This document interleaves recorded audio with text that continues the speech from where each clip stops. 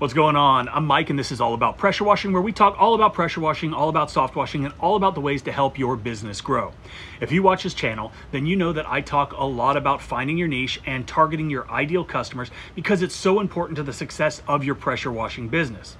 I see lots of guys out there, both new and folks that have been around for a long time, that try to be everything to everybody. A jack of all trades, so to speak, and they end up being a master of none of those, and that is not really a healthy place to be in when you're a solo operator. And while it's so important to find a niche that suits you, your capabilities, and falls in line with your ultimate business goals, it's always important to be diverse enough to where if something does happen, then you're able to bob and weave, you're able to make a few changes, maybe sidestep that freight train that's rolling down at you, and keep on keeping on. But before I tell you how I almost lost my business, I want to invite you to a free web class where I talk about the 3 pillars on how to grow your pressure washing business. There's a registration link in the comments section below, and I would love for you to join me for that. So back in 2008, I had found my niche. We were absolutely killing it, but I didn't see the freight train coming, and because of that, I almost lost my entire business during the Great Recession. Some of you guys probably remember that, not a good time at all. At that time, my business was about, 80% commercial. I'd found my niche, like I said, and that was gas stations and parking garages. We had contracts with the 2 largest gas station convenience store chains in the area, and between 2 of those, we were cleaning about 45 gas stations on a bi-weekly basis, the pads, the canopies, the pump islands, all the sidewalks. I also had built a great relationship with one of the largest parking lot management companies in the Southeast, and we were doing a bunch of their properties in Georgia, North Florida, even some over in South Carolina, and we were doing a lot of restaurants too. Their sidewalks, dumpster pads, receiving areas, just keeping things looking great for all of their guests. We were about 10% multifamily and about 5% residential back then, so not a lot in those sectors. I had 7 hot water rigs rolling. Things were good. I'd started to franchise my company. I sold 2 franchises, one in Northern Virginia, one down in St. Augustine, Florida, and was working on the paperwork with my attorney for 3 others. And then things started to get dicey. And what's crazy, and something I'm a little embarrassed to admit, is back then I used to own a custom motorcycle shop, and that's not what I'm embarrassed about, but I had a couple partners, and we saw the economy was beginning to struggle.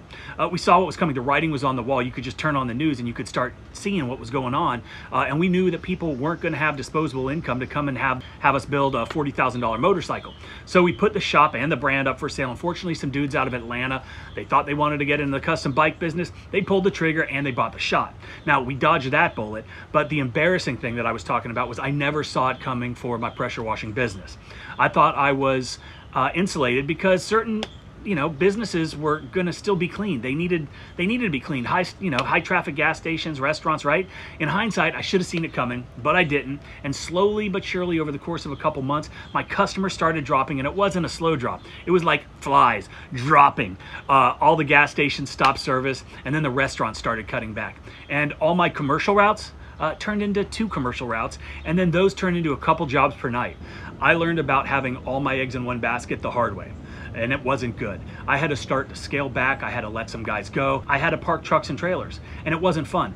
But I knew I had to do something fast if I wanted to save my business, and so we started focusing and marketing very heavily to the residential market.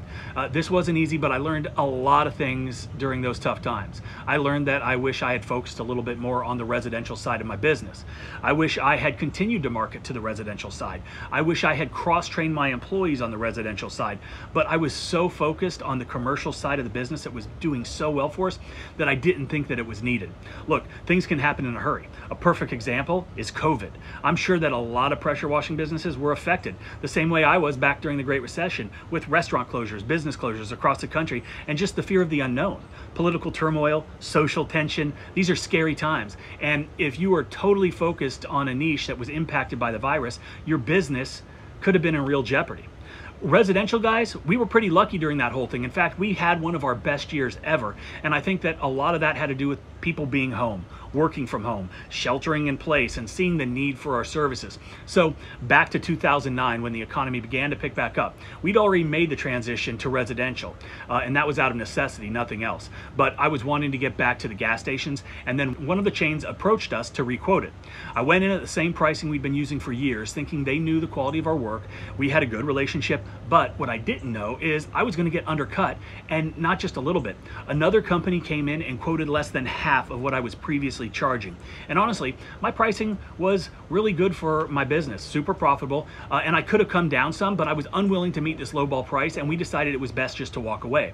The interesting fact is that company is no longer in business, and the valuable lesson from that is don't underprice anything. If you're desperate, even if you're hungry, right? Hungry and desperation are not good, because it's way harder to get your prices up after you go in so cheap. So you have to know your cost, you have to know your capabilities, and then you can quote intelligently.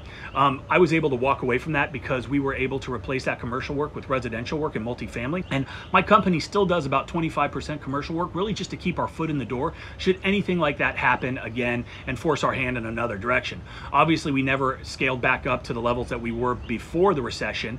And you know, a lot of that just has to do that I like residential and multifamily so much more. Having multiple crews out at night was always something I didn't love, because when things go wrong, and inevitably they're gonna go wrong, and they will go wrong in the middle of the night, I'm the guy that gets the call, and that's not fun. So I was lucky to some degree. No, I mean, not really lucky. We took a huge hit, both financially and as a business and a business owner. We lost a huge portion of our business, and we basically had to start again. And that is really what this video is about. Obviously, you need to find your niche, identify your ideal customer, and target them with precision marketing. But you should also have the relationships in place, the knowledge and capabilities to do different types of work in different market segments, so you don't have to start all over like I did, because it wasn't fun, and I don't want anyone to have to experience that if they can help it. So that's it, really. That's about all I've got. Good luck to you guys. Check out the link below for the free web class on how to grow your pressure washing business, and have a great day.